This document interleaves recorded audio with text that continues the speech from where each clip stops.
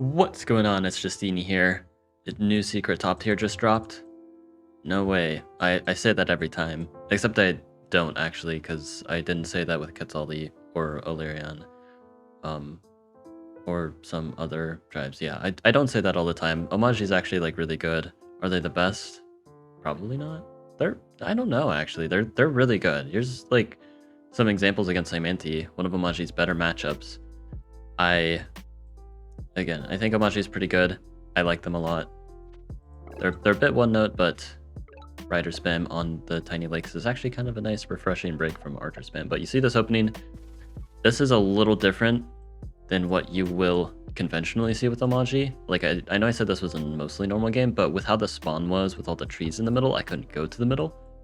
So in order to see the middle, I need a Capital Explorer and a Lighthouse opening, which is, well, Capital Explorer isn't conventional, but Lighthouse opening is, but on Tiny, Lighthouse opening is not conventional either. Opening is not very conventional, but the rest of this game is. Lots of mountains. Kind of one thing with Omaji is you need to get climbing anyway, despite the fact that you have no mountains, so that's like one downside for them. It's also a downside for like some other tribes like Hoodrick, but with Hoodrick you don't care about as much. But yeah, I see Silleeni, I know where they are now. Climbing now, get the Explorer. So I've gotten one workshop, 2 Explorers. I'm going to be able to get a lot of vision, and I get this Lighthouse, which is the most important one. And this is really the big thing with Omaji. All you need to get in terms of lighthouses is this lighthouse opposite of you. If you can get that, you're basically guaranteed Eye of God. The opponent usually, not always, but usually will not have a way of stopping you from using your riders. Now again, it's usually a bit costly. You'll need climbing. In this case, I really need it. Although with Omaji, you're less likely to need climbing. But it's a price absolutely worth paying. And easy Eye of God means easy giant, and you can use that giant with riders. And this is the nice upside of Omaji, you're very close to roads. And the riders help you get the lighthouses, so the riders themselves are great too. Riders are a good unit in general, so yeah, Omaji's good. Also like getting ruins and stuff. There's a lot of upside, but yeah. You can kind of see what's going on against Silleeni. I have 3 cities. They have 2 right now. Soon to be 3 though, because this Mantis. But I've got a lot of riders putting up a good fight. It will be an even city situation. Or will it? Well, with how things are playing out, I put my rider here. Kind of baiting the kill. They should stay on, but they decided not to, and this will prove to actually be a mistake. I get an Explorer Rune, which I don't think there was a way to prevent it, so I decided, why not if it happens? Now I have full vision. Cool. Eye of God goes there, because I want to get roads for Park of Fortune 2nd Giant there. And why delay my Giant here? I don't think there's actually a good reason to. Where would I be putting this Eye of God otherwise? There's not actually a good spot. And if you think there is a potentially good spot, I will prove you wrong in the future. But it is good that you are being aware of the other monument spots that are possible here. It's just you don't need Eye of God or Park of Fortune there. There's the secret third hidden option. But Silleeni's got this border growth going for the centipede. This border growth is actually really good. Not only to fungi, which I didn't see, but also they blocked my bridge spot. Right when I wanted to use it too. But now I've got the 2nd giant.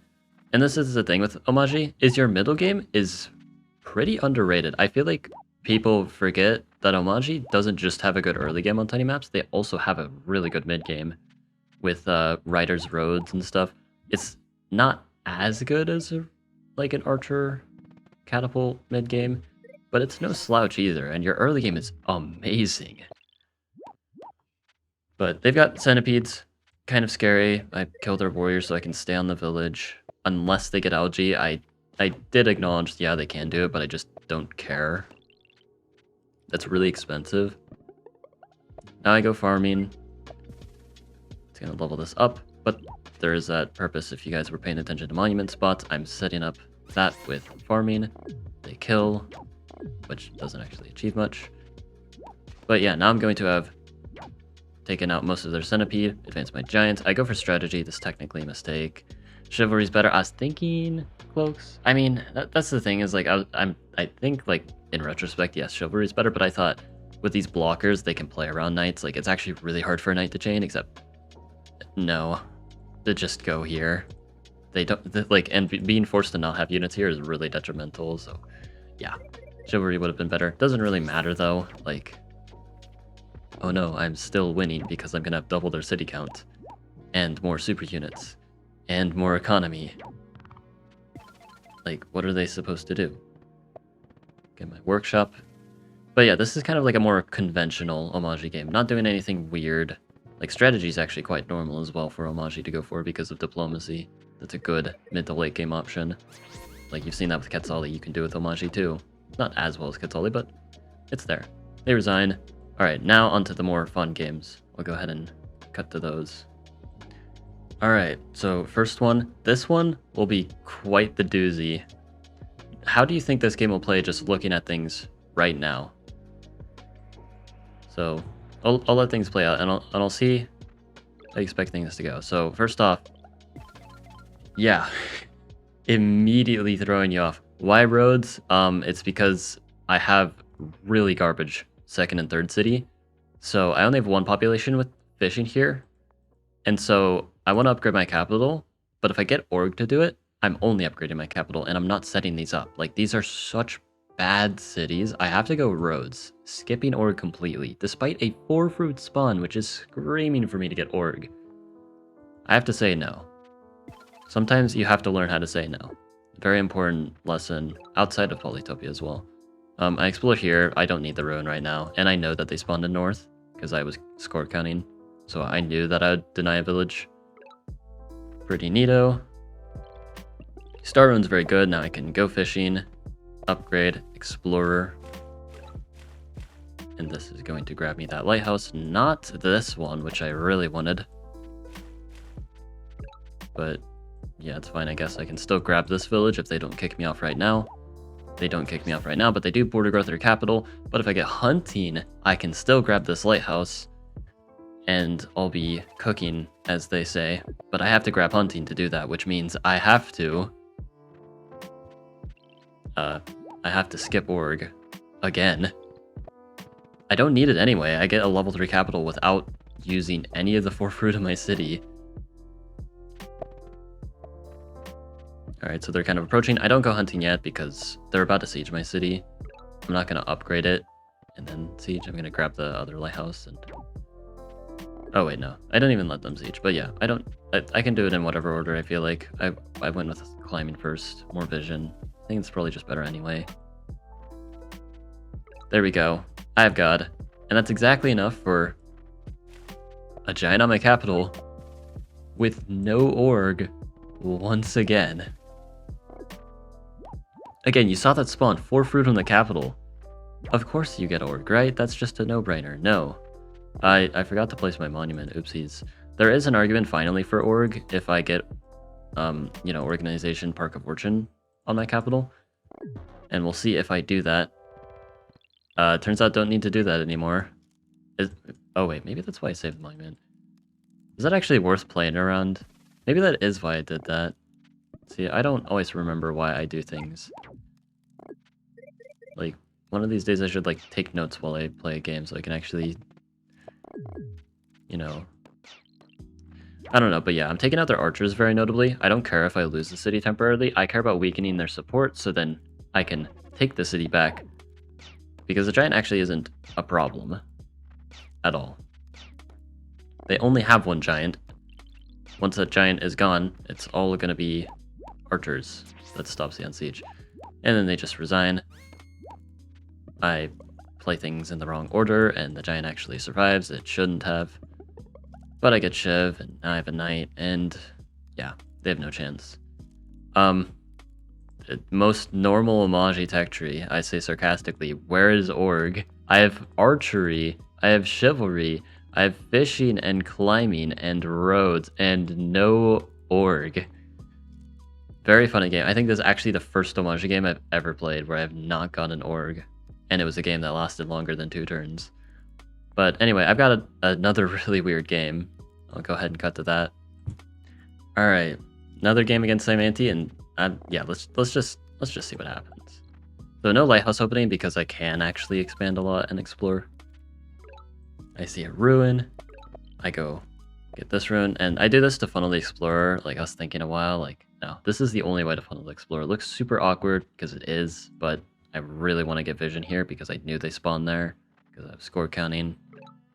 Like, I knew the north was just good. I get the lighthouse in the north and not this one, though, which was a little annoying, but it is what it is. They step on the village. I grab the lighthouse now, get workshop. Things are still kind of working out. It's not all too bad. They don't capture the village, even though they could have kept it. I don't know. Something Silleeni player. Hunting now. Potential archery. Archery is great against Silleeni if you're Omaji, so it's something to keep in mind. Ketons counter riders really hard, and Silleeni loves getting those on tiny maps.